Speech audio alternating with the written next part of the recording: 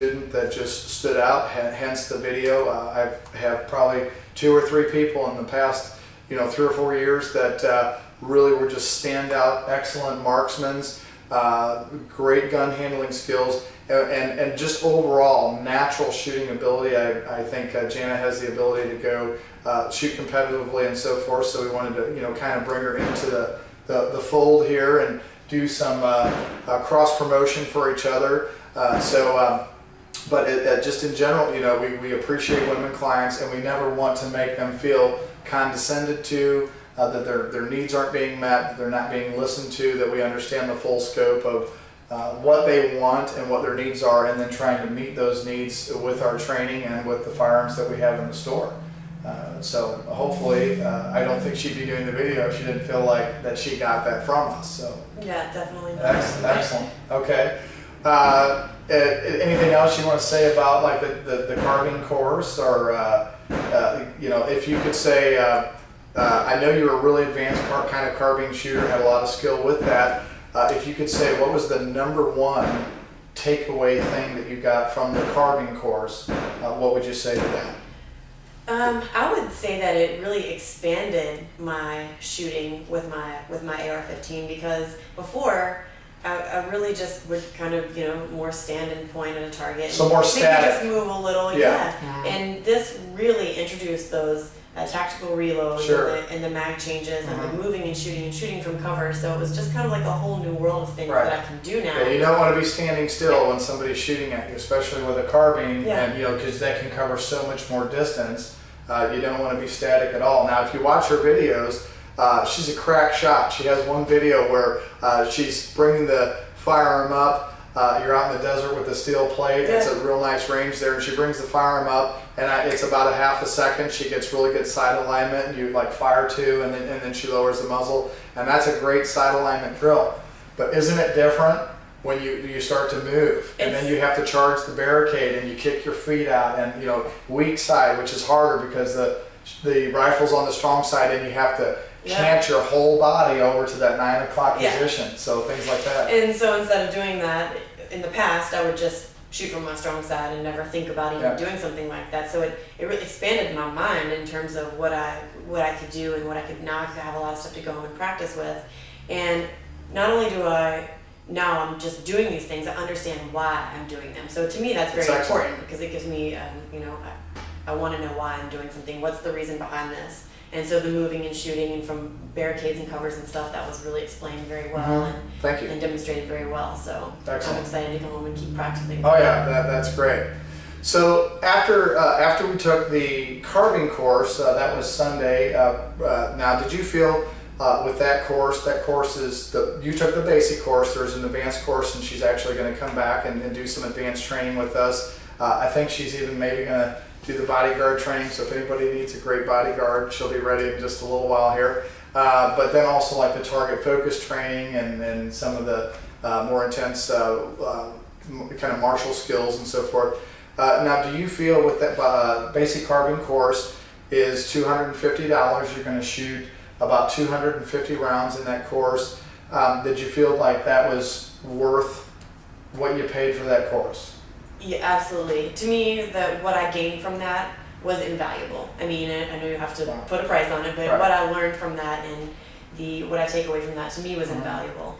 And I know sometimes it's, oh, well, I could buy this much ammo for that amount of money, or I could buy a gun, or whatever it is that you could spend your money on. That's true, but for me, just having the gun isn't enough. I really think that training is so crucial, knowing how to use the gun and beyond. I wanted to go beyond the level that I was at. Talk about that a little bit, because Janna has a really vast sphere of influence where she's met several gun store owners and people saying that they're doing this tactical training or that tactical training, and she's actually been probably exposed to a lot more of that than me, because I'm always so busy training and trying to run the business. So Janna has a very good understanding of what other training is out there. Elaborate on some of that, and maybe some examples of what was good and what was not so good in some of your experiences? Yeah, I don't want to, I don't want to go around knocking people, and I don't want to say there's only one way to do it, but there are, I have to say that I've seen a lot of stuff out there that kind of freaks me out. People are training people and they're teaching them things that can hurt them, or... Give us an example of that, like some of what we talked about.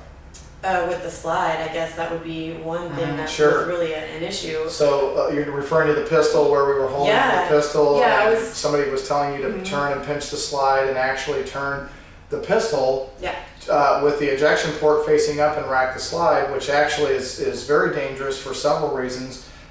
If the shell that is in the cartridge is actually in the breech, goes up and comes back down and gets caught as you're cycling the action, you're going to have a double feed. You also lose the top of your front sight, so you have to regain sight alignment. And if you have an ammunition failure called a hang fire, which is the delayed firing of the gun, if you reach up and pinch the back of the slide and the slide comes back as the cartridge charge goes off, then boom, off comes your thumb, right? So that's not good. So that's what I was taught, and I guess my thinking was, I'm learning this from an instructor, and they're an instructor, so they must know what they're talking about. Right. But I've found that that's just not to be the case, and I've seen a lot of other instructors or training videos, and I've been in the gun world. Tell about the one where they told you to hold the gun up. This is pretty dangerous. Oh yes, yeah. So actually hold the gun up here after shooting. Yeah, a to do handgun an is staying in assessment or something like that. So there's just a lot of bad information out there. So what I really wanted to do was find a place that I felt very comfortable with in their knowledge and their skills, and that's why I could have easily gone in somewhere near my house and done training. Instead, I decided to fly out. I just felt comfortable with. I had met Matt when I was in for the NRA convention and spoke with him about the training and come in the store, and I was very impressed with the level of knowledge, and I just felt like I would be getting the best type of training that I could get here. So I made the investment, and it was definitely worth it to me. Excellent. Well, let's move on to talk about then the next class, which was personal protection outside the home. We have 3 levels of basic NRA handgun courses. We start off with the basic pistol, which is basically the same as the concealed carry curriculum, which Janna is a certified NRA pistol instructor, has graduated through that. So we offer that course here as well. And if you're in Nevada, please check out Miss Battleborn and get great quality instruction from her. She'll take great care of you. And then we have the personal protection inside the home, which is a 1-day, about 12-hour course. That course really consists of understanding moving to barricades, the use of cover and concealment. We start introducing the use of snap caps, which are simulated ammunition, in with live ammunition, teaching you not to break your sight line if you go to slide lock or you have an ammunition failure, developing those gross motor skills, doing the tab rack and assess, not beating on the top of the gun, right? Why would anyone ever do that? When you get mad at the gun, you beat on the top of the gun. So another poor example of what somebody had told her is kind of an inside joke, but beating on the top of the gun or beating the gun and get somebody to get it to work right doesn't work. And so that course is $250. You do get an NRA certificate. Now Janna, because of her skill set and her level, we had a lot of communication when you came up here before the NRA show. When you came in the store, we talked. And I could tell that she was a really sharp, articulate individual. She had all the carbine training, but she really, I think, probably better on the carbine maybe than the pistol, or what do you think? I would say just because of my experience shooting machine guns, I have hundreds of thousands of rounds through machine guns, M16s, M4s, things like that. So I really felt competent behind an AR-15 style rifle. Sure. More so than a pistol. I've done a lot of pistol shooting, but my pistol skills were lacking a little bit more. So, and she says they're lacking. She's still a good shooter, and you can obviously see that on her videos. But I think more, probably a better word for that would be understanding like the different technical aspects. Well, when I say pistol skills, I'd have to, I can break that down and say I can stand and shoot at a target, and I can do that wonderfully. I mean, I can hit what I'm aiming at. I'm a good shot, What I mean more so would be defensive pistol skills. So I really, isn't there a huge difference between target shooting and defensive shooting? A huge difference. So one of the things that was brand new for Janna as she came in to take the personal protection outside the home course, which is the 2-day course, about 14 hours a day, long days. Your first day you're doing about maybe 200 presentations from all types of different positions, walking forward, sideways, turning 90 degrees, turning 180 degrees. We run through the whole gambit of drawing, going to prone, drawing, going to standing, kneeling, squatting, drawing, approaching the barricade, canting around the barricade, so forth. And then we go back and put the cover garment on. And it was hot, and she didn't like it, but we just did it anyway. And she was a trooper, so it was sweaty hot, yeah. And but she went back through, did a great job, and we went all back through that. So 2 days of being out there, approaching barricades, real long distance shots. Actually, she was a phenomenal shot even at long distances with the pistol, and you'll see that in some of the videos there as well.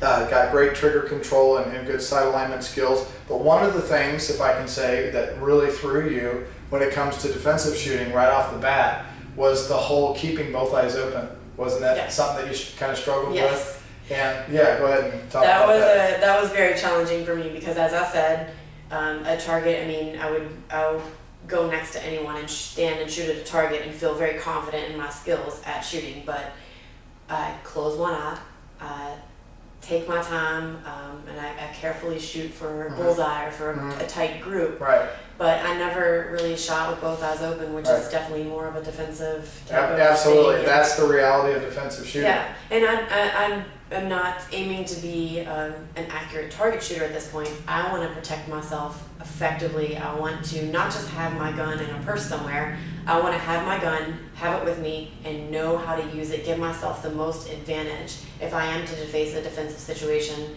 I want to have every advantage that I can. So that's where I was really lacking. I went shooting all the time, and I would stand and shoot at a target or shoot at different things. And I just never, the defensive aspect of it really never came into play when I would go practice. And we find that a lot. Again, we've trained over 3,700 people here in the past 3 years. You can hear probably our clients that we train shooting on the range right now in the background. And we find that a lot. People come in, they have a lot of target experience, a lot of static experience, and they're relatively proficient. But I think that gives them almost a false sense of security. Would you agree with that? I would absolutely agree. And it's easy to say, I have my CCW and I took my CCW class and I have my pistol with me and, I can shoot at a target well and I think I'm all set. So it's definitely a false sense of security. Yeah. When presented with a lot of different scenarios like I was in the class, it was completely outside my realm of thinking or my realm of training. Wow. And it exposed me to a lot of different ways of thinking. It really makes you think, doesn't it? And that was very, very well articulated. That was very well stated. And that's probably one of we kind of laughed about this as we were talking over the past 4 days. But it's also disheartening for me as an instructor because I care so much about our students. I really want to impart skills, wisdom, knowledge, the ability to really truly protect yourselves, your friends, your loved ones, your communities. And we get it all the time when we talk about, hey, would you like some advanced training? Somebody comes in the store and wants a discount on something and we say, well, here's how we can give you the best discount. Would you like to go to the next level of your training? We can give you a discount on the class if you purchase a gun or whatever. We try to work out deals with people and we hear it all the time. Well, I already have my CCW, or I've had specific training or law enforcement training. We work with police, we work with a federal agent in the carbine class. We work with, I've trained police in the Estado de Mexico. We work with the gun and knife takeaway stuff, working on some things locally with some of the MACTAC training that we're wanting to get into and start training with local police departments. U.S. Marshals have expressed some interest in doing some things with us as well as ATF. So to say that somehow you've arrived is kind of a dangerous place to be. Yeah, if you feel like you are all set with your skills and you don't really need to improve, then I'd suggest take Yeah. a class and see that you're very wrong about that. And wasn't it interesting too? Now Janna did very, very well with PPOTH, and can I kind of talk about how you got frustrated a little bit the next day? Okay, Sure. so she did PPOTH and again about 450, 500 rounds over 2 days. Day one is primarily learning that gross motor skill of the draw, the presentation. There's 7 steps to that. The rotation, which she's very linear robotic in most of her presentations anyway, but definitely between like day 1 to day